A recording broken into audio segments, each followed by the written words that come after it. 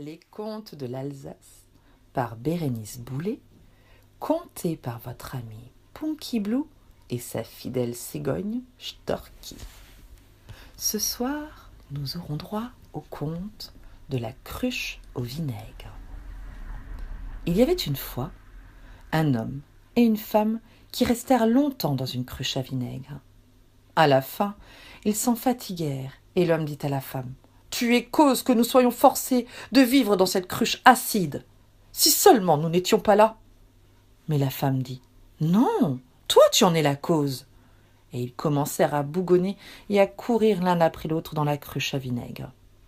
Alors, un oiseau doré s'approcha de la cruche et dit : « Qu'avez-vous à vous disputer ? » ?»« Ah, dit la femme, nous sommes las de cette cruche et voudrions une fois loger comme les autres gens.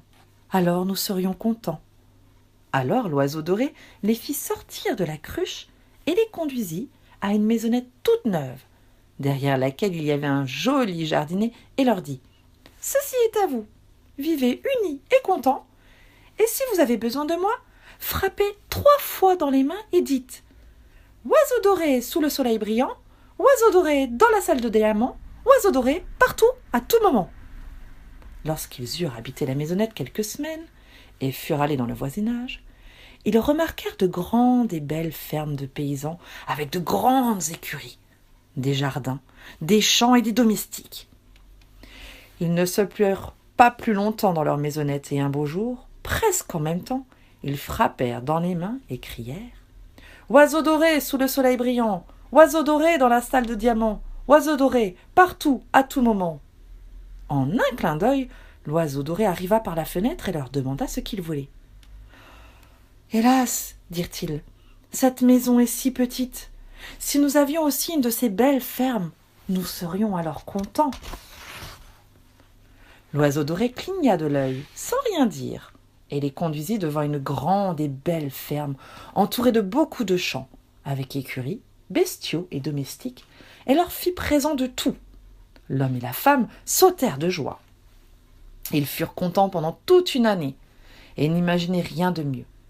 Mais cela ne dura pas plus longtemps, car lorsqu'ils allaient en ville, ils voyaient de belles et grandes maisons, et des messieurs et des dames bien attifés. Alors ils pensèrent : « Dans la ville, cela se passe à merveille, et l'on n'est pas forcé de tant travailler. » Et la femme ne pouvait se rassasier de ce luxe et de ces manières, et dit à son mari : « Nous voulons aussi aller en ville. Appelle l'oiseau doré.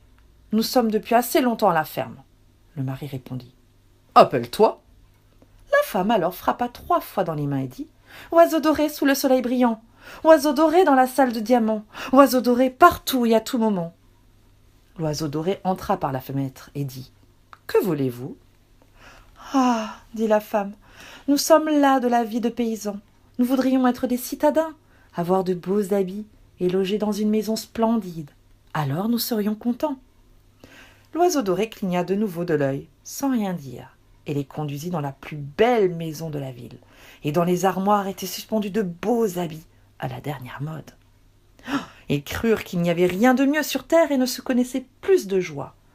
Mais hélas, cela ne dura pas longtemps. Ils se sentirent rassasiés et dirent : « Si seulement nous étions lotis comme les nobles qui logent dans des palais et des châteaux et ont derrière leurs voitures des domestiques en livrée dorée. Voilà qui serait bien. » Et la femme dit : « Mon homme, c'est à toi d'appeler l'oiseau doré. » Le mari ne voulut pas. Mais comme la femme ne cessait de bougonner, il frappa 3 fois dans les mains et dit : « Oiseau doré sous le soleil brillant, oiseau doré dans la salle de diamant, oiseau doré partout et à tout moment. » L'oiseau doré entra par la fenêtre et dit : « Que voulez-vous ? » Le mari répondit : « Nous voudrions être gentilshommes, alors nous serions contents. » L'oiseau doré cligna fortement alors et dit : « Gens, toujours mécontents, quand en aurez-vous assez ? Je veux encore faire de vous des gentilshommes, mais vous êtes malades. » Et il leur fit cadeau d'un beau château, d'une voiture, de chevaux et de nombreux domestiques. Et ils se mirent à promener tous les jours et ne pensèrent qu'à passer toute leur journée dans la joie et l'oisiveté. Une fois qu'ils étaient allés dans la capitale pour assister à une grande fête, le roi et la reine se montrèrent dans une voiture dorée, en habits brodés d'or, et devant, derrière et de côté chevauchaient des maréchaux, des pages et des soldats, et tout le monde agitait les chapeaux et les mouchoirs sur leur passage. Quelle impression cela fit-il sur l'homme et la femme? À peine de retour chez eux, ils dirent « Maintenant, nous voulons être roi et reine, puis nous nous arrêterons. » Et ils frappèrent tous les deux dans les mains et crièrent de toute leur force « Oiseau doré sous le soleil brillant, oiseau doré dans la salle de diamant, oiseau doré partout et à tout moment !» L'oiseau doré entra par la fenêtre et dit « Que voulez-vous » Ils répondirent « Nous voulons être roi et reine, puis nous serons contents. » L'oiseau cligna fortement de l'œil et hérissa son plumage, battit de l'aile et dit « Vilaines gens que vous êtes, quand serez-vous satisfaits ? Je veux encore vous faire roi et reine, mais vous ne vous en tiendrez pas là, vous êtes insatiables. » Maintenant, ils étaient rois et reines et commandaient à tout le pays. Ils avaient une cour, et leurs ministres et courtisans étaient forcés de s'agenouiller sur leur passage, et ils firent venir devant eux tous les fonctionnaires, et du haut du trône ils leur donnaient des ordres sévères. Et tout ce qu'il y avait de cher et de beau, il fallait le leur apporter, de sorte que l'éclat et la richesse de la cour étaient indescriptibles.